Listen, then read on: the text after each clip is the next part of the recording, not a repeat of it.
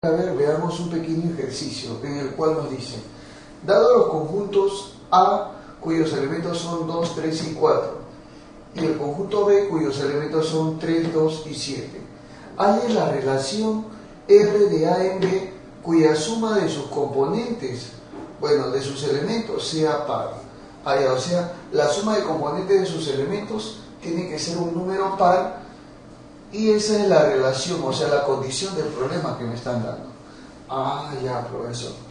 Para poder desarrollarlo fácil y sencillamente, lo vamos a hacer por el diagrama sagital. ¿Cómo es eso, profe? O sea, conjuntos con diagrama de B. De B para acá. Ahí está. Claro que sí. Este es el conjunto A. Y bueno, por acá dibujaremos el conjunto B.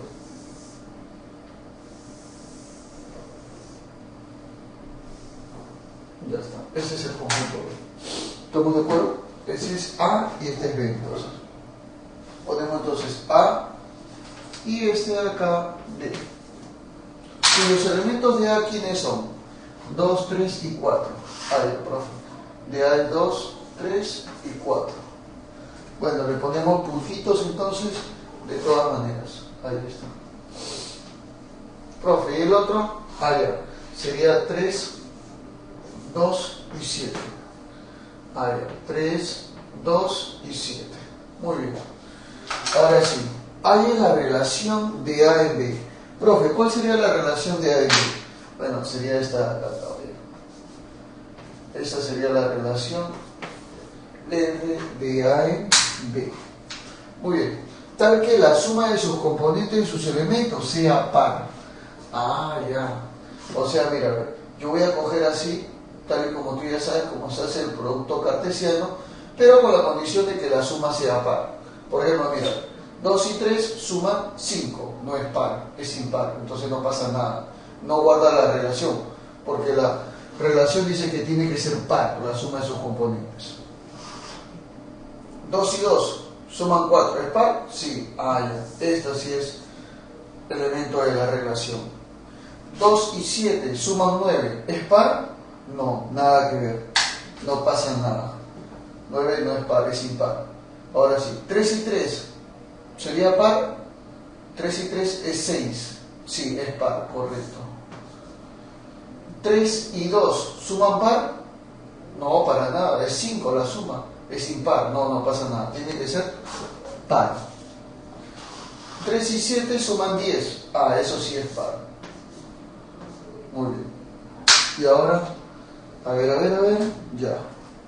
Dice también nos dice, en este caso, 4 y 3 suman 7, es impar, no pasa nada. 4 y 2 suman 6, es par, eso sí, es par. Y 4 y 7 suman 11, tampoco pasa nada. Muy bien, entonces iremos los elementos de la relación. ¿Quiénes serían, profesor? Porque te está pidiendo la relación. Bueno, la relación sería entonces 2 y 2. Ahí está. Bueno, 2 y 2.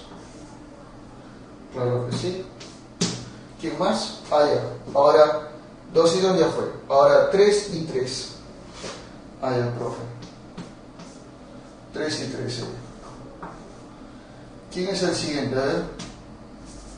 Dilo, por favor. 3 y 7. Ahí está. 3 y 7.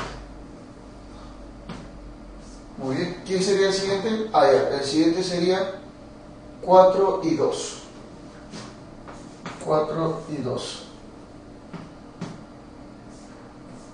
Y eso sería nada más, ¿no? A ver. 1, 2, 3 y 4.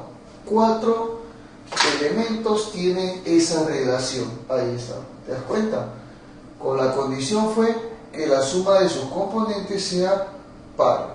Muy bien. Entonces, esa sería la RPTA del problema. ¿Qué tal? Estuvo recontra facilísimo, ¿sí o no? Claro, así es. Entonces, como te vuelvo a recalcar, tú siempre tienes que tomar en cuenta eso. Tienes que tener bastante cuidado a la hora de resolver los problemas y concéntrate bastante cuál es la correspondencia, la regla de correspondencia de la relación. porque eso te va a ayudar a que puedas resolver rápido el problema, muy rápido y rapidísimo.